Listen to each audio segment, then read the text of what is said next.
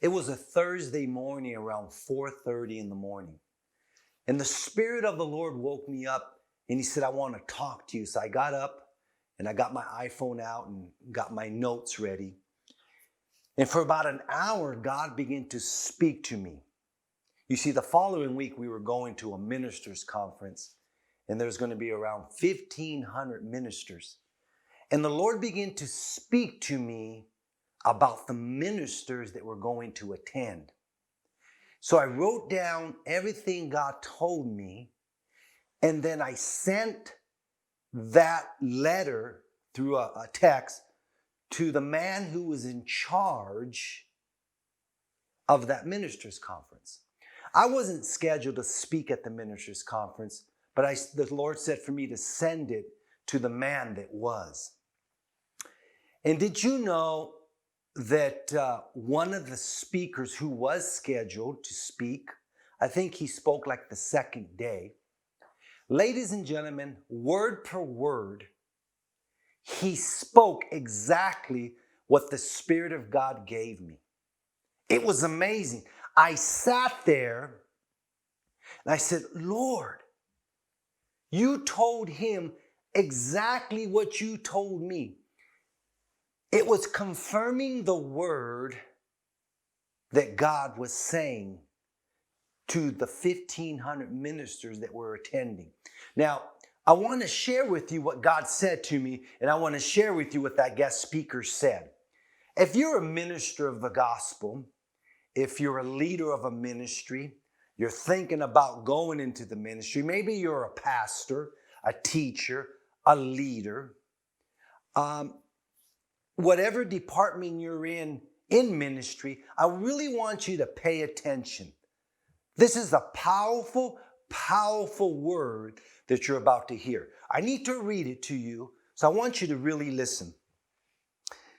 The Spirit of the Lord said to me, he said, Rick, so many ministers that are attending the ministers' conference, the enemy has been working on their mind. The enemy has been working on them through fear concerning their finances. Listen, he said many ministers, many pastors have fallen into the trap of the enemy, and this is the trap. How do we get more money into our ministry? Or how do we get more money into our church? Powerful statement. Satan has fed them lies. If you're thinking about how to get more money into your ministry, if you're spending time thinking how to get more money into your churches, be watchful. Listen, let me keep going here.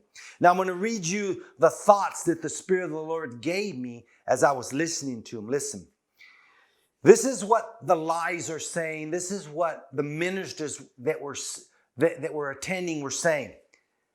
I know what I would do. I will hold more meetings to raise more money. Wow, that's dangerous. Thinking, I know what I'll do. I'll hold more meetings to raise more offerings so I can get more money into my ministry. Ooh, that's dangerous. Or this is the second lie. Let's shorten our messages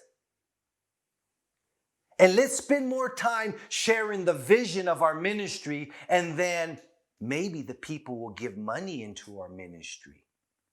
Wow. That's another lie of the enemy. Number 3, he said, the Spirit of God said, many ministries are using their newsletters or their emails saying, let's shorten our message, let's stop ministering to our partners, and let's start sharing all the things we're believing for. Maybe they'll send us money to help us accomplish what we need. Now, everything that I just said, those 3 things, the Spirit of God said, these are the lies of the enemy. Then the Spirit of God said to me, Rick, ministers that are doing this have forgotten about Mark 11. Wow.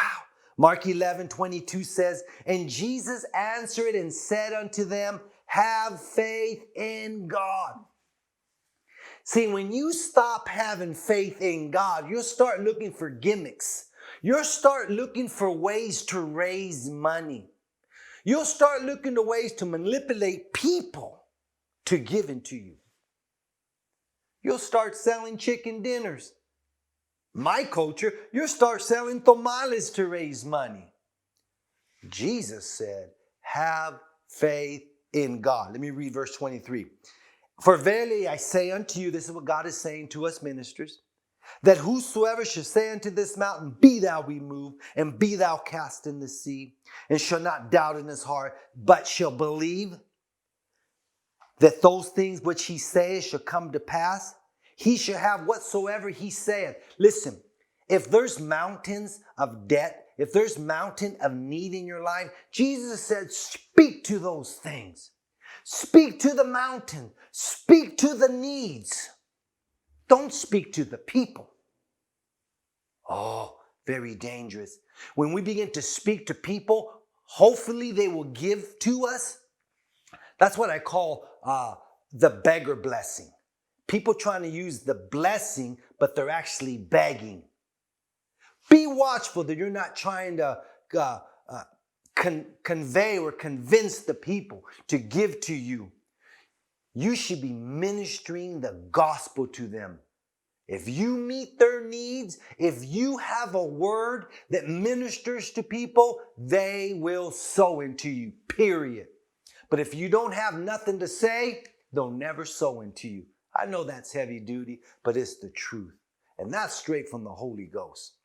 Let me read verse 24. Therefore I say unto you, what things soever you desire when you pray, whatsoever you desire. Jesus said we should be in prayer about that. Huh? I know you can hear me out there. And I'll tell you the truth, I have heard these lies before. These thoughts have come to me before. You know, we send out a monthly newsletters to our partners. And don't think those thoughts come to me. Man, I'm believing God for this. Maybe if I write an article, a really nice article, maybe the people will give to me. And the Spirit of God said, wait a minute. Why don't you write the article that I have for the people? Meet their needs first. Then I'll touch somebody to sow into you. And it happens all the time. All right, listen. 5 things that we get out of these scriptures. Number 1, have faith in God. Number 2, say to the mountain, not to your partners. Number 3, do not doubt. Don't doubt. Number 4, believe you receive. And number 5, forgive. You got to make sure you're forgiving. The Lord also said to me, do not go preach to get money. Don't have bookings to raise money. He says, no. He says, I will give you money to go preach. I was me and my wife were on an airplane going to North Carolina, and we had money to buy a one-way ticket only. And we went and preached the gospel. We held a 3-day crusade. People got saved. People got delivered. While we were there, so much money came to us. We bought our ticket back home. I mean, the Lord blessed us. But God said, Rick, many people only go preach if they have money. Or they say this, well, what's in it for me? I'll go preach, but I need you to give me this much. Or I got to make sure that the offering is this much. This is how you know people's hearts. This is how you really know if somebody is in it for the money or is in it to meet people's needs. I never forget a good friend of mine, Matthew Crouch, said something to me one time.